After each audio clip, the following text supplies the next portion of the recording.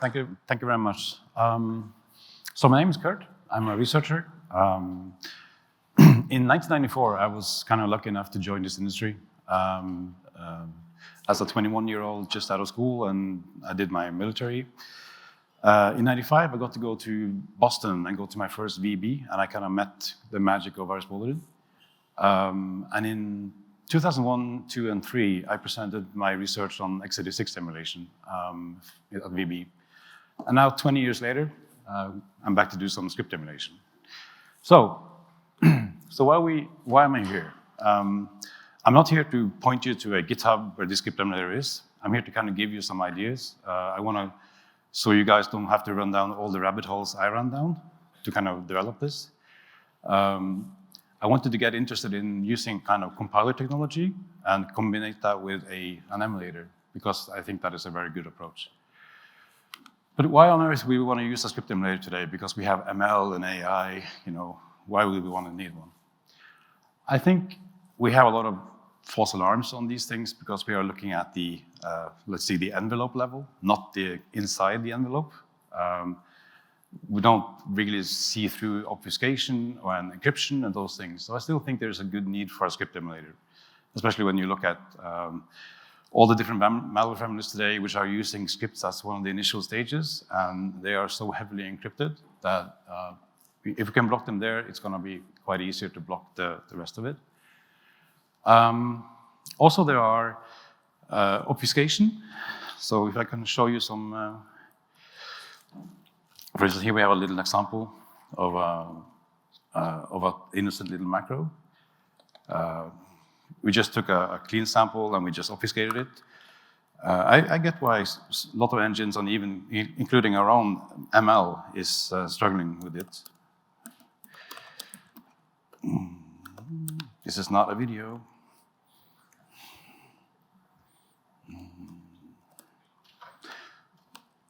So when you run it in an emulator, you kind of basically see what it's doing. So if I just show you, you see all this encryption is just to kind of show you a message box, and all the data it's doing is trying to decrypt everything. So basically, if you have a script emulator, you can then open the envelope and you can look inside, and I think that is kind of an important thing. Let's have a look at number one. I almost fell off my chair when I saw this one. Anyone recognize this? So basically you have, this is the line that is running, and this is what it translates to. When you do all the string, I didn't know about this, that you could do this at all. But you can parallelly do this. This is megabytes and megabytes and megabytes. And if you then run it in a script emulator like this, oh, I can't read, right? You just get that it's actually running this PowerShell thingy. So you have a script of, what is it, 6 megabytes or something? It's insane. So a script emulator can help you with a lot of different things. And I'm just going to show you a few examples before we start the nice things. So this is a PHP. To start with, you just have the main function. So you just run this thing a little bit. You see the eval, rotate. It's just having a lot of encryption, obfuscation, and then at the end, you have deobfuscated it, and you have everything in clear text, which makes it easier for, to extract features and detection. I'll just do a few more, because we have a lot of other things to cover. This is also PHP one. So, for instance, this one is just doing some kind of decryption. So a class, you see key, you see this is just a little loop, but it's calling it multiple times. So if I parse over this one, you will see the global variable file name is now very, very large. It creates that into a function. It then uncompresses again, and here we go again with it's uncompressed. And for instance, you want to look at MySQL shellcode, you have it in clear text. So it makes detection a lot easier and reduce the chances of false alarms. So this guy, this version of the generic script emulation can do a lot of different languages, like for instance JavaScript. So with a ton of garbage. I liked the flattening presentation yesterday. I think I'm going to try something of that. Because, so basically, all this JavaScript is just, again, calling a different script. So we have support for VBA, VBS, Excel formula in the various formats, etc. But let's go back to the presentation because to explain how this is done. So when I start doing research on something, I start doing something in Python because it's very easy. It's very easy to move around and start over and go down a different rabbit hole because basically you go down lots of rabbit holes. So I wrote this thing in Python just to learn. This is a VBA sample. You just see some source code. I'm trying to step through to see if I can find a method that really works to run these things. You see some global and local escape. You see some output for it. And in the upper right corner, you see some AST, some abstract syntax trees. And that is kind of that's kind of when I fell in love with AST, when I started, figuring out how to use this. Sorry. The AST stands for abstract syntax trees. If you think about, we are computer geeks. We love trees. Trees gives a natural order. You have a node, you have a children node, they have a children node. It just gives you the order that you're looking for. So AST is basically just to show you, the structured program code in a tree. And it works beautifully. So basically here you see a multiplication operation as the root node, the top node. And on the left side, you see a child node, and on the right side, you see another child node. So for the multiplication node to actually succeed now, it needs to get the data, because an operational node does not have any data. So it would then say to his left child first, saying, give me your data, because I need the number, the first number to multiply. And then it will say, okay, give me the right child, because I need the other number. And they don't know what's underneath them, and they don't really care what's underneath them. And that is the beauty of it. They just say, give me that number, give me that number. So in this case, child 1 has nodes under them. So they also will need to go and get their children's nodes to kind of do the correct operation. So it folds up beautifully when you kind of run them. So if you look at a general compiler, they are built of 3 components. You have a front end. The front end is kind of the one reading the source code, trying to understand the source code, showing you all these warnings and errors and complaining. But in the end, it will kind of generate all these structures, which it will give over to the middle end. The middle end will then generate this AST. You see these beautiful trees. And these trees will then be brought back to the back end, who will use these trees to actually generate the object you want, like an object code or executable. So what I ended up doing really is just, I added a lot of front ends. I added front ends for PHP, for VBS, for VBA, Excel macros in XLS, XLSB, XLSM, some PowerShell, JavaScript, and the .bash file that you saw, that prototype. So basically, I have a front end that can learn, that knows about these languages, and then converts this into generic structures and moves that over to the middle end. What I then do in the middle end is that I do a token rewrite, meaning I'm trying to modify the language a little bit so my compiler understands it. Basically, not all these languages really speak the same way. So I'm trying to kind of nudge the language a little bit, make them APIs, so the emulator is more capable of understanding the logic and create the right tree and the right code. So then the compiler can then compile it, generate these beautiful trees again, and I generate one tree per line. I don't generate one tree per function, because that's way more complicated. And then the backend comes, and the backend just receives the AST, the abstract syntax tree, and that is what I emulate on. So the emulation is done just an emulation. It has no clue what language it is, and it has really no reason to know what language it is. It will just emulate it. And then we gather results, because that's why we do this. So basically, if we look at the different components, we have a languages component, which is depending on the language. This is the front end. It specifies all the keywords, all the operators that we use. And also, we need to map each operator to an emulator node, because in one language, maybe equals is a sign, maybe in PHP equals dot is something else. So you need to assign it to an operator. You need to load the data from the object, whatever it is, and find it, for instance, in a VBA document. You need to clean it, get away as much as the things that you don't need as possible, because there's a lot of crap in these things. Clean it as much as you can. Tokenization, that means you just try to make I'll show you in a few seconds what the tokenization is. It's quite simple. And then we do a multi-line rewrite. And the multi-line rewrite is basically writing lines which will be easier for the compiler to have if they were on multiple lines instead of having it in one line. So I'm trying to break them up into multiple lines so the compiler will understand it more easily. And of course, the language-dependent unit is also responsible for all the APIs and the classes that this language would use. So for instance, VBA, there's a few classes, JavaScript and PowerShell and stuff that you have to create. So when we get to the AST, there's kind of a couple of major tasks that needs to be done. You need to find the root node. You need to find the top node where the execution starts, because that's a logical start of each line. And when you find this, it is actually very, very, very easy to create this tree. It is no magic.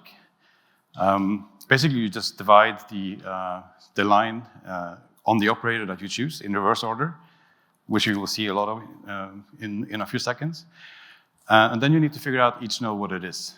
And then in the end, you can optimize the tree. You can try to make it better. For instance, if you have a multiplication node and you have 2 integers underneath, you can just remove the multiplication node and replace the right number in it. There's no need to throw that into an emulator. So you can optimize it a bit once you have already done it. So the emulator, when that's finally starting to run, basically it's responsible for building like a global scope. What functions do we have? What global variables do we have? What kind of constants do we have? Basically, it just executes functions, handles parameters, return codes. And as I said, I only emulate 1 tree per line. It makes it much easier. It also had to call back to the first component, the language component, to kind of access the API support, because that is kind of coming in from the language-dependent unit. And then, of course, the results. We're doing this for a reason. We want to see the deobfuscated code. Basically, I recreate the source code after emulation, so all the garbage has gone. So if you have a line with something char, char, char, char, char, you actually just have a string. And so instead of having all the garbage that you usually get. We also collect all the drop files, which, if it's trying to save something on the disk, we will collect it. And also, if you try to run another script again, we will collect it, and you will get that as a separate entity. And of course, the report. That is kind of important. And then probably the most important thing with the emulator is that we log the activity. That is really why we're doing this. So we're going to focus on these 2 guys. So this is kind of just finding the code and expanding it. You see, there's lots of garbage here, And if you just clean it up, removing the garbage, it looks so much nicer. So this is then what I feed to the emulator, instead of feeding the initial component.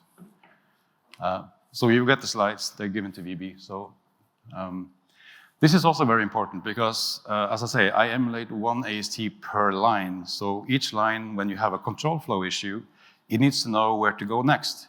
If you have an if, you need to know if there's an else if or an else or a while loop, and when they break and when they don't break, or if the if has been taken.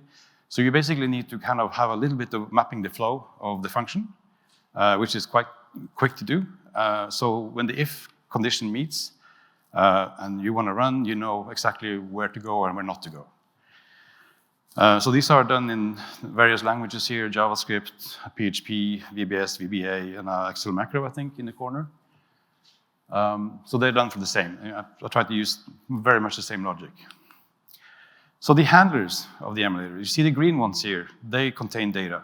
For instance, the integer, they can load an integer, string can load a string, Boolean, of course the Boolean, and a name and an identifier and a double. The rest are operators that actually pull data from underneath them. So there aren't that many handlers you have to make for an emulator. You can just say, like if you want to set something subtracting 2 numbers, you do a subnode.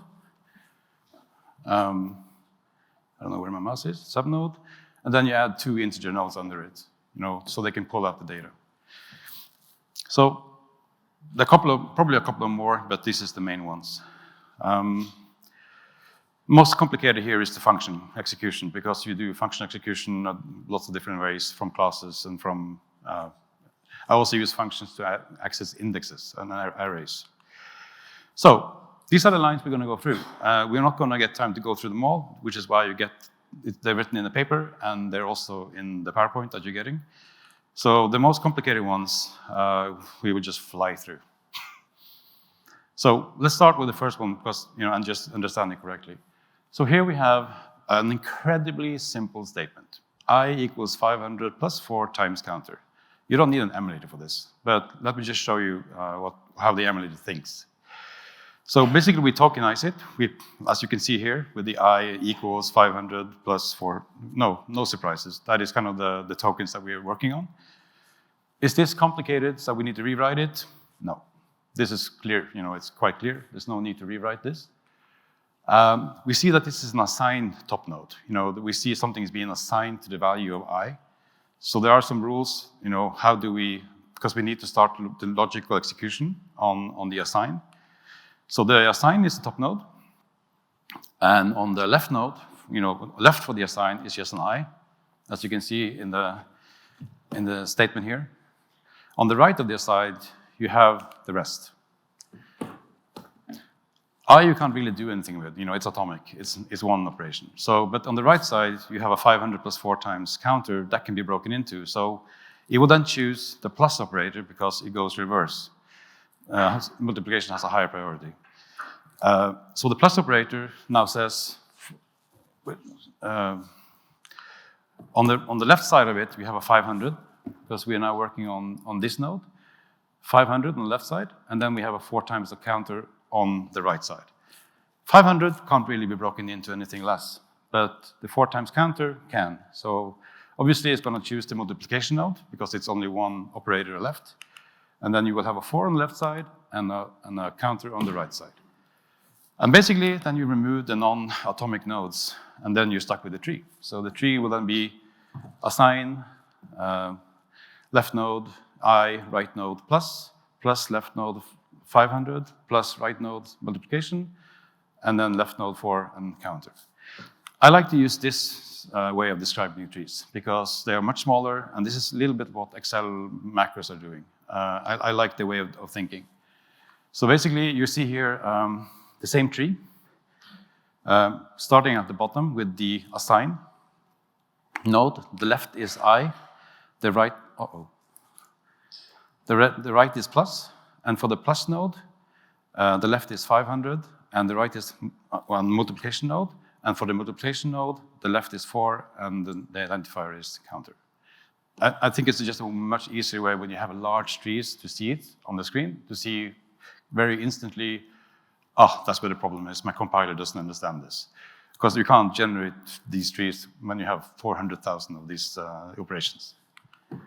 So now we have a tree. We're going to feed this tree to the emulator. The emulator gets this one, and it's going to execute this. So it starts at the top node. It starts at the assign.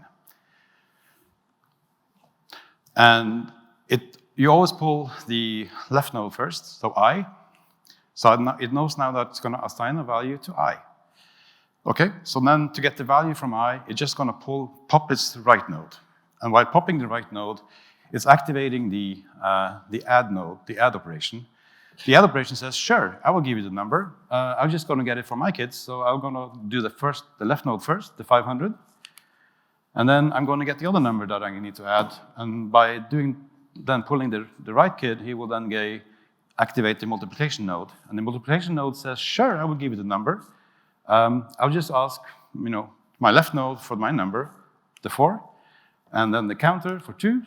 And then you see the first operation being done by the emulator. It's a multiplication. So now you get the logical sequence correct. And then the addition can run, and then the assign comes.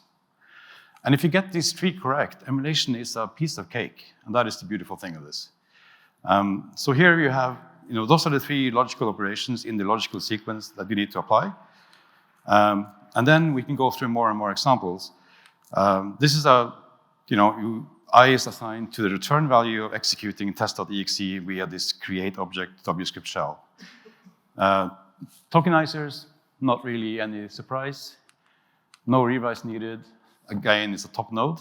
So we start with the assign node. On the left side of the assign node, we have an I, same as the previous one. On the other side, we have everything else. And then we just split it up, split, until we have, we build a tree. We just split on the operator that we choose. And here we choose on the base operator because we have to resolve, create object obfuscated.exec. So that will be the first operator it splits on. So when we run this is the alternative way of showing the AST. You will see the same functionality. And here we see the assign node, the left, the right. And then for the base, the left and the right is up here. And for, and the left and right for the function. So I think it's a better way of seeing it. So when you run it, you will see the same thing. It pops up the I. Now it wants to run the base.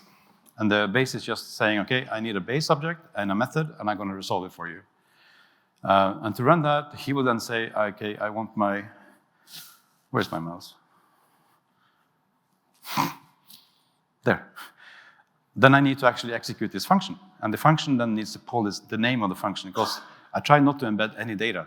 I try to always make it a child node, so it works on a lot of different circumstances. So in this case, you get the data, you get the function name that you want to execute, and then the parameter. And then the emulator can execute, then create object with this JavaScript shell, and it will turn the object up to the base object. So it now has the base. And then it wants to execute a method inside this base, and you see it just then executes this exec with the test parameter, and the return value is 0, which is assigned to the I. So it is very logical as long as you'll be able to build these trees. And building the trees is just splitting and dividing and having a list of operators in the right sequence. This is PHP one. It is a more complicated one, but let's go quickly through it.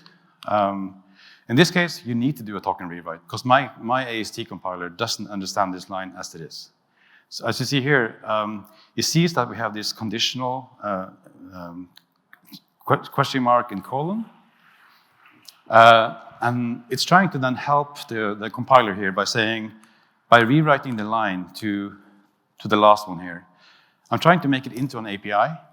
So the conditional statement is now an if x for me. And then I also have to rewrite the embedded if x also into it. So now I have two APIs, which are much easier for the compiler to understand. And here we have a signed top node as well.